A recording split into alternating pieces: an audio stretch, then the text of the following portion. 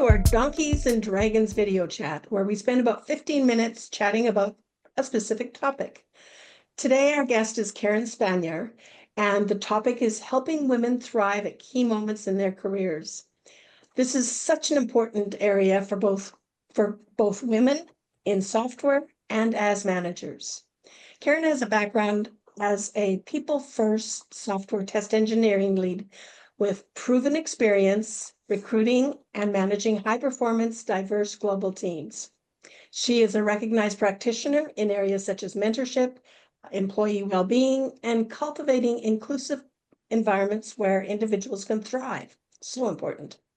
And building on her experience leading engineering teams, Karen is now engaged in two complementary initiatives, helping organizations support and retain top female talent while boosting inclusion and diversity, as well as mentoring emerging women leaders and helping them achieve their full potential.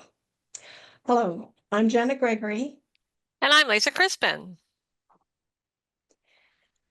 So, Karen, we'll start with our questions. You've accomplished so much in your career, working your way up to a QA manager and much more.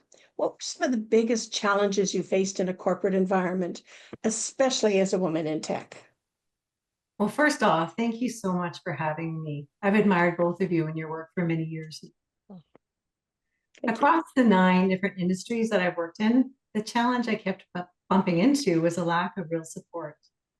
It showed up in all sorts of ways. Some workplaces felt more inclusive than others, but when it came down to it, they weren't really all that different. That's a big reason why I'm so dedicated now to creating spaces where women don't have to navigate everything all on their own. For example, later this year, I'll be co-facilitating a women's leadership program. I've actually been through the program myself, and honestly, I wish I'd had it so much earlier. It would have given me the support that I really needed back then. The program, which is through Organizations by Design, is all about giving women tools, mentorship, and community. If that resonates with anyone listening, there's still space to join us. Awesome.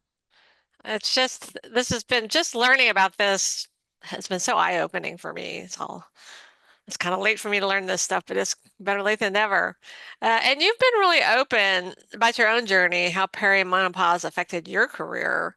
And like I say, I've just now become aware of these rather stunning effects of perimenopause and menopause on women's careers and how many women leave their careers as a result. What was that experience like for you, and how did your workplaces, your employers, respond to that? Well, things didn't really improve in terms of workplace support, and then came perimenopause. For anyone who wants to hear my full story, I've actually recorded parts of my journey, and it's up on our website. But at its core, my story isn't just about the struggle, it's about hope. My transition lasted nearly a decade, and it happened right at the peak of my career. Some women sail through it, but others, it can feel absolutely unmanageable. What struck me most was how rarely workplaces take this into account. Today, 1 in 10 women leaves the workforce during this phase of life. And when that happens, it's not just a personal loss. It's a loss of talent, culture, and leadership for the company too. That's why sharing these stories matters, so that organizations can step up and improve their environments. Yeah, it's kind of interesting because as we were chatting earlier, I went through mine at the beginning of my career. So when I was at the peak, I was already through it. So it didn't, I'm not going to say it didn't affect me, but I didn't notice it as much. But with a lot of the young women coming up, and I'm going to call them young women because now I'm struggling with the age thing, but it will affect a lot of them. So I think I'm glad that people are talking about it. But anyhow, next question. You recently started an initiative called Working While Menopausal. So what really inspired you to do that? And what changes do you hope to lead in the whole tech industry? Yeah, it really grew out of my own journey. And I realized that, change couldn't be just personal, it had to be structural. My goal is to be a trailblazer in the space across all industries, actually. That's why we started Working Well Menopausal. The whole idea is to help organizations become places where women can actually feel supported. And it doesn't always mean huge overhauls. Sometimes it's just about opening up a conversation or making a small tweak. Other times, sure, it's about bigger cultural shifts that are required. Either way, it makes a world of difference when women don't feel like they have to hide what they're going through. And I just want to clarify that Working Well Menopausal is a company I started now and now have two other partners with. And it's separate from the women's leadership program I co-facilitate. One focuses on supporting women directly, and the other helps organizations create menopause-aware workplaces. Both matter deeply to me, but they serve different needs. Yeah, it sounds really smart to approach it from both of those angles. So for any woman just starting out in IT, regardless of her age, because as Janet points out, we start at different ages, or those, especially those who are looking to maybe someday step into a leadership position, what general career advice do you give, if any? How can they build that resilience, build community, get a support network going, and get through these challenges? Yeah, I think really if I could give one piece of advice, don't try and go it alone. Get support early, even if it's outside your immediate workplace. Mentors, peers, allies, they can make all the difference. That's one of the reasons I do the work I do now, because I know how powerful community really is. And for anyone listening, whether you're looking for mentorship or if you're just curious about how to start building a menopause friendly workplace, there are places to turn. I'd be glad to connect on LinkedIn and share resources to help you get started. Yeah, and we're gonna, you can find those resources, people who are watching, in our show notes here on YouTube. So we'll provide all those links. Do we I have, have oh, a go ahead. question. Um, I'm in a different generation than you and a lot of other women who are in leadership things now. So are, I know when you talk about support, are you talking about other women, or do men and other people, do they get it? Because a lot of the leadership in today's organizations are men. And I know from my generation, a lot of men don't want to talk about it. They don't want to. So are you running into those sorts of issues? I think there has been a bit of a stigma around menopause for many years, and a lot of women have kind of suffered in silence because of that. I Mhm. think people are now more opening up to it because they're becoming more educated.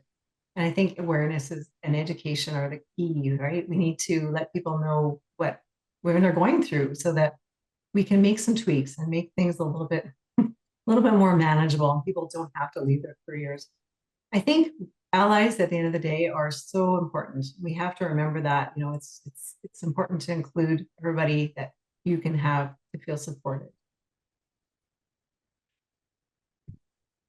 How are we doing on time, Okay. Janet? Do we have time for another Uh, question? we have time for another question. Yes. Yeah, so going back to these managers who are, even today, sadly, probably mostly men, uh, how can they support women, and knowing that it could be at a very early age? They can't just look at a woman to decide from her age if she needs support. How do you make it comfortable for people to talk about it, to get the support they need for whatever problem they have, brain fog or physical symptoms? Because it's expensive to lose these people with so much experience. So what do they do? Yeah, 100% for sure. And I think, for managers, the most important thing is simply knowing how to provide support. So, we understand that every organization is at a different stage, and that's why our support is flexible. Whether you're just starting with awareness training or you're ready to embed lasting policies and practices. With October being Menopause Awareness Month, now is the perfect time to move the needle, actually. We've set aside time specifically for organizations that want to take that next step. So if you're an HR leader or manager and you're curious, check out our show notes. and we can help you explore what might work for you. There are also free resources on our website for both employers and employees. But at the end of the day, it doesn't have to be complicated.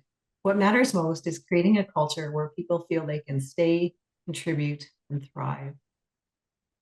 It's all part of psychological safety, right? If you feel comfortable or not comfortable, but if you feel safe talking about it, it's going to be uncomfortable. Then you can have those conversations and get things started to get the help you need. Yeah. Well, there's always been so many jokes out there, and I'm right about I don't know, I've heard them all. But how if your culture had that kind of background, how would a woman even ask the first question? Like, Yeah. That's a great question, Jenna. I think, we do have to take into consideration there are cultural differences, right? And people have different comfort levels. So you have to kind of meet people where they are, right? And start helping them to understand, create awareness, give some training, import some policies, that sort of thing. So it's not going to be a one size fits all. Every situation is different. Everybody is different. And I think that's what, as a society, we're realizing more and more now, right? We need to support each other, work together, embrace change, and embrace each other's differences, because we're not all the same and we don't all fit the same mold. it makes and that really does make a big difference. In each person goes through different things too. You can't say, here's the list, and everybody's going to follow it, because it doesn't work that way, does it? No, not at all. Not at all. Okay. Anyhow, I think it's time to wrap up this episode. It's been very interesting. So I thank you very much for your time, Karen. Thank you And so very much. yeah, so please remember to check out, besides this video, you can check out all the other things that we do, and both Lisa and my contact information. We'd be happy to answer any questions and to refer you to any of the things that we talk about on our videos. So have a good day. And Thank you. Thanks so much, Karen. month. This has been a great learning experience for me. So awesome. Bye-bye.